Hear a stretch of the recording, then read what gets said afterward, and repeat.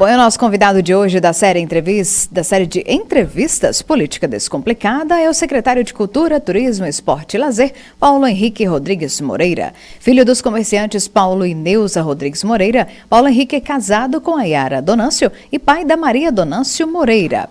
Formado pela Escola Técnica de Formação Gerencial do SEBRAE, é bacharel em Turismo e Hotelaria, advogado, mestre em Direito e doutorando em Administração Pública pela Universidade Federal de Uberlândia. Além de secretário de Cultura, Paulo atua como professor de Direito no Centro Universitário de Patos de Minas e é conselheiro da FEPAM. Na vida pública, foi diretor de Eventos e Turismo nas gestões de José Humberto Soares, Antônio do Vale e Beia. Também atuou como ouvidor do município na primeira gestão Falcão, antes de assumir a SECTEL, a Secretaria de Cultura, Turismo, Esporte e Lazer. Trabalhou no setor hoteleiro e foi presidente da Associação de Circuito Turístico do Alto Paranaíba. Paulo, seja bem-vindo ao estúdio Edilson Guimarães. Um ótimo dia para você. Bom dia, Sabrina. Bom dia aos telespectadores aí da Jovem Pan. Faltou informação aí no currículo, né? Apesar de ter falado. Tanta informação, né? Ainda faltou uma, fala aí. Faltou o genro do Shaolin, né? Genro do Shaolin, informação importante. Aí, apesar de ter falado que é casado com a Yara Donâncio, mas faltou essa informação relevante aí. Diz o Shaolin que eu sou o nouro dele, né? Então eu sou o nouro do Shaolin. Excelente. Ô Paulo, então vamos lá, o que interessa para a nossa população, né, para a nossa comunidade aqui de Patos de Minas. Você assumiu a Secretaria de Cultura em maio do ano passado, substituindo Rogério Mexicano, que deixou o cargo para se candidatar a vereador. Com a reeleição de Falcão, você permaneceu à frente da pasta e já em sua primeira ação em 2025, promoveu um fórum de cultura para dialogar com os agentes culturais e artistas patenses, buscando entender as principais demandas da classe. O que você considera mais desafiador no setor, levando em conta o que foi debatido no fórum? É uma pergunta muito interessante e a gente estava até conversando ali, né, nos bastidores aqui, antes da entrevista, e a pergunta ela é interessante porque se você for colocar o principal desafio que existe na Secretaria é trabalhar as demandas que existem, que são enormes. Eu diria que as demandas do setor da cultura, turismo e esporte, e lazer também, são demandas infinitas, com recursos escassos, com recursos limitados, vamos dizer assim. Então o desafio é você atender essas demandas trabalhando com os recursos disponíveis da prefeitura. E aí você tentar trabalhar com a criatividade. Ontem mesmo eu estava conversando com um agente cultural que é especialista em captação de recursos e dentro desse debate o próprio setor cultural percebeu que depender tão somente de recursos municipais, elas não conseguem fazer praticamente nada. E aí, né, a visão criativa de buscar parceiros privados para investir nesse setor cultural. No ano passado, os recursos captados para o setor artístico patense ultrapassaram a marca de 6 milhões de reais. Diante disso, os agentes culturais de Patos de Minas entregaram até uma carta de agradecimento assinada por mais de 250 pessoas à SECTEL e à Diretoria de Igualdade Racial, Memória e Patrimônio Cultural, reconhecendo o empenho do poder público na captação e aplicação desses recursos. Conta pra gente, então, qual a importância dessa carta e como é que tem sido o diálogo com os gestores culturais.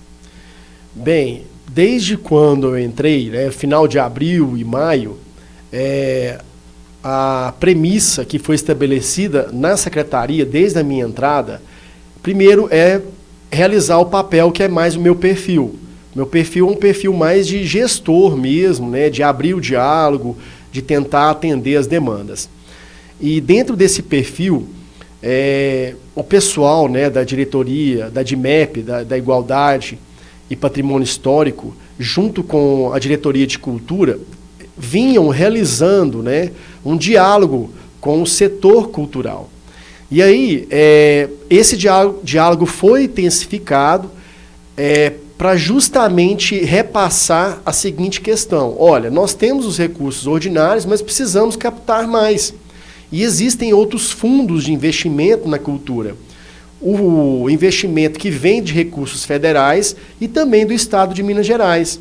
E aí, né, a Secretaria, junto com essas duas diretorias em especial, vem trabalhando com esses agentes culturais, vem trabalhando com as entidades interessadas diretamente, as associações, as fundações culturais, que têm o seu foco voltado para essa área. E o despertar, né, a surpresa que se teve foi esse volume, que foi um volume bem acima do que é investido de recursos ordinários municipais. Isso mostra, né, que nós precisamos buscar esses recursos. E a nossa meta para 2025 é superar esse investimento, fazendo com que os empresários reconheçam a importância do setor cultural, que reconheçam que investir na cultura é dar um retorno à sociedade. Então, nós temos lá o plano, né, de desmistificar, de mostrar a importância que o esporte, que também tem investimentos também de captação, a cultura tem para retorno do bem-estar social da própria sociedade. A Política Nacional Aldir Blanc e a Lei Paulo Gustavo tornaram-se iniciativas essenciais para a produção cultural em todo o país. Como é que a Secretaria tem atuado para continuar garantindo os recursos provenientes dessa lei? E, além disso, como é que os artistas e gestores culturais podem compreender melhor os editais e recursos que muitas vezes podem ser burocráticos, né? Excelente pergunta também. Em relação a esses investimentos federais, né, que é um volume interessante também de recursos investidos na cidade. O ano passado, quando eu entrei, os editais estavam praticamente realizados, né, já estavam configurados, mas esses investimentos feitos por essas leis federais trazem com certeza um retorno para a classe cultural. E nós vamos fazer, agora em março, um seminário com o palestrante Univaldo, que é do Sebrae, junto com a parceria com a ADESP e Sebrae, já um início de capacitação de como que você deve não somente buscar recursos públicos, mas você sabe o que garante a vinda desses recursos federais? É a prestação de contas. Então nós só temos garantia dos recursos da Aldir Blanc quando nós prestamos bem conta daquilo que é investido no município. E as associações e os agentes culturais precisam aprender a prestar contas. Então nós vamos fazer uma série de capacitações junto com a Secretaria de Governo e a Controladoria no decorrer do ano, para que, quando nós temos boas prestações de contas, nós temos já uma chancela, né? Já temos um certificado para garantir os recursos do outro ano. Então, a premissa inicial, né, o grande trabalho que precisa ser feito é, primeiro, saber prestar contas, né? Depois, a capacitação para elaborar um projeto é consequência. Mas, se nós garantirmos uma boa prestação de contas, esses recursos vão ser garantidos aí até 2028. Conta para os nossos ouvintes e espectadores quais são as ações da Sectel previstas para esse ano de 2025. Olha, Sabrina, em relação às ações, nós já temos programado a volta, né? Na verdade, seria a inauguração da Feira de Arte e Cultura, que vai ser uma exposição cultural com apresentação musical e exposição do artesanato. Então, isso por volta de abril ou maio, nós vamos voltar com a Feira Mensal de Arte e Cultura. Outro projeto que iremos realizar também é a cultura nos bairros. Nós vamos fazer eventos mensais também em cada bairro de nosso município. E as diretorias estão preparando as suas novidades. Por exemplo, a Diretoria de Igualdade Racial, nós temos a Semana da Consciência Negra, que é em novembro. Mas nós não podemos trabalhar a igualdade só em novembro. E aí, então, eu pedi para que o diretor, né, da Igualdade, da DIMEP, o Ivan, fizesse algum projeto para o primeiro semestre. Então, nós vamos realizar alguma coisa da igualdade nesse primeiro semestre. Temos o projeto da Cadeia em Cultura, né, que é a reforma da cadeia, que vai ser uma casa de cultura. Inclusive, o nosso secretário de Estado virá domingo agora aqui para ver a obra, né, como é que está o andamento. E então, na parte de esporte, né, nós vamos ter agora já a Corrida do Milho, nós vamos já fazer o edital também da Taça Rural, e a gente quer também fazer um grande projeto de reconstrução dos campos das áreas rurais. A área rural hoje, né, essa parte esportiva, ela foi há muito tempo deixada um pouco de lado. A gente quer voltar a fazer campos society, a voltar a ter campos de futebol na área rural, além de investir mais no esporte também. Muitas cidades têm apostado no agroturismo como forma de diversificar a economia e fortalecer a identidade cultural local.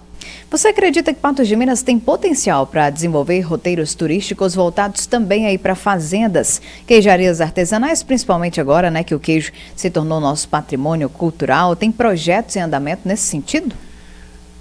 Legal, Sabrina, que as perguntas estão ótimas, né? Olha, não só acredito no potencial, como esse turismo, né, agroturismo, está já em andamento. Nós já fazemos parte da Rota do Café, que é um projeto desenvolvido aí junto com o Sebrae, que é um parceiro da Secretaria. Junto com o Sebrae nós vamos desenvolver um outro projeto também, que é um festival gastronômico aqui, né, onde nós iremos reconhecer a gastronomia aqui da nossa região, que é forte, que é um incentivo para o turismo também. E ali nós estamos fazendo parte da Rota do Café, que vai trabalhar não só a parte gastronômica com o café, o queijo, a parte da nossa culinária, mas também a parte de vinhos, né? Nós estamos despertando aqui na nossa região um potencial enorme para a produção de vinhos. Então eu tenho certeza que a Rota do Café, que vai trabalhar o ciclo turismo, né, que é o evento esportivo, desenvolvendo uma rota para aqueles ciclistas, né, igual a Rota da Fé, que existe ali no sul de Minas. Então, não só eu acredito nesse potencial, como ele já está acontecendo. Falando agora de esporte, uma quadra e uma pista de skate no antigo projeto Saci foram demolidas para dar espaço a uma creche e a um skate park com padrões competitivos. Desde 2021, o skate foi incluído nas Olimpíadas e desde então o Brasil já conquistou 5 medalhas na modalidade. Levando em conta esse destaque mundial e o novo espaço para a prática esportiva, a Sectel pretende sediar campeonatos de skate aqui em Patos de Minas? Não somente campeonatos de skate, mas campeonatos de outra área também. Um outro projeto que nós iremos desenvolver nesses 4 anos é ou a criação de um estádio municipal, de uma área esportiva, ou da cessão, né, da adoção de cessão de parte do PTC. Nós precisamos ter uma área municipal que possa desenvolver essas atividades esportivas, onde nós, com as parcerias que possamos aí fazer com entidades, né, esportivas, o repasse de subvenção para essas entidades, possamos desenvolver municipalmente esse investimento no esporte. E nós já realizamos, o ano passado, parcerias com jogos jurídicos, né, e nós vamos desenvolver agora os jogos em parceria com o Intermédio, onde mais de 3.000 estudantes de medicina vêm aqui competir e na cidade de Patos de Minas. Por quê? Porque a nossa cidade tem uma logística boa de ginásios, de praças esportivas, e aí essas organizações aí se interessam por realizar esses eventos esportivos aqui em nossa cidade. E com relação ao Bolsa Atleta, como é que esse projeto tem apoiado aí os esportistas da nossa cidade? Como é que eles podem ser beneficiados? Bolsa Atleta, lançamos o edital no início de janeiro para antecipar o pagamento. Os outros anos começava a pagar lá em junho, julho, né? Um atleta que já desde janeiro estava competindo. E aí a principal meta que eu coloquei para a diretoria de esporte é para tentar pagar esse Bolsa Atleta o mais rápido possível. Agora, o Bolsa Atleta, ele precisa ser redefinido e rediscutido, no sentido de tentar alcançar mais esse atleta amador. Mas nós continuamos com o projeto que é aprovado em lei do ano passado, e nós vamos ter agora, na segunda-feira, dia 17, um fórum do esporte. E aquelas pessoas que querem contribuir para a melhoria não só do Bolsa Atleta, mas na área esportiva, fiquem aí convocados lá no Teatro Municipal, na segunda-feira, dia 17, às 19 horas, para poder contribuir com a sua sugestão na área esportiva. Paulo, já na reta final aqui da nossa entrevista, um projeto de lei batizado de Anti-Oruan proposto pela vereadora Amanda Vettorazzo, do União Brasil de São Paulo, tem ganhado força em diversas cidades brasileiras. A proposta proíbe a contratação da administração pública de shows, artistas e eventos ao público infanto-juvenil que façam apologia ao crime organizado e ao uso de drogas. Aqui em Patos de Minas, o vereador Sargento Leomar, do PRD, pretende colocar em votação um projeto bem idêntico, o que pode impactar diretamente artistas locais de rap, trap e funk, gêneros que já possuem apresentações esporádicas aqui na cidade. Caso aprovado, como esse PL poderia afetar os músicos e a cena cultural aqui de Patos de Minas? Inicialmente, é importante destacar, né, a independência dos poderes, principalmente no que se refere à independência da criação das leis por parte dos vereadores. Então, eu respeito muito essa situação em relação à independência dos poderes, principalmente desse projeto de lei que deve ser encaminhado para a Câmara. Então, quanto à questão da lei, primeiro, né, vai criar um projeto de lei, vai verificar a constitucionalidade, e aí esse projeto de lei vai ser aprovado ou não pela Câmara. Agora, quanto a ser um gestor que trabalha com isso, eu fico muito tranquilo. Por quê? Nós temos o Festival Corpo e Som do ano passado, que se você perguntar para o pessoal do hip hop, eles ficaram extremamente felizes, porque finalmente, né, tiveram um palco e um merecimento do reconhecimento dessa arte. Então nós não podemos deixar de reconhecer o hip hop como uma arte ou como cultura. E eu fico muito tranquilo porque nós não tivemos esse tipo de ação ou esse tipo de apologia como foi talvez ventilado aí. Então, me perguntaram ontem o que poderia ser realizado por parte da Secretaria. Eu tenho muita tranquilidade quanto a isso, porque eu não vejo nenhuma mudança por parte da realização desse tipo de eventos. Nós continuaremos dando o suporte, o apoio a esse público que precisa deixar de ser marginalizado. Nós precisamos reconhecer o hip hop e qualquer tipo de apresentação artística cultural, seja você gostando ou não. Agora, em qualquer evento, seja ele uma apresentação gospel, por exemplo, ou qualquer uma apresentação sertaneja, eu não posso ter nenhum tipo de apologia ao crime. Então, eu tenho muita tranquilidade quanto a isso, dizendo que nós vamos continuar do mesmo formato. Porque nos nossos eventos, como o Festival Corpo e Som, não tiveram apologia ao crime. Os artistas, então, aqui de Patos de Minas estão fora aí dessa... Da minha parte, eu tenho toda a tranquilidade. Né? Lá o Festival Corpo e Som tiveram só apresentações de hip hop lotado, a Lagoinha ali lotada praticamente. Fui lá, presenciei os shows, não identifiquei nenhuma apologia ao crime. Então, acho que o trabalho do vereador é enaltecer aquilo que a gente já cuida.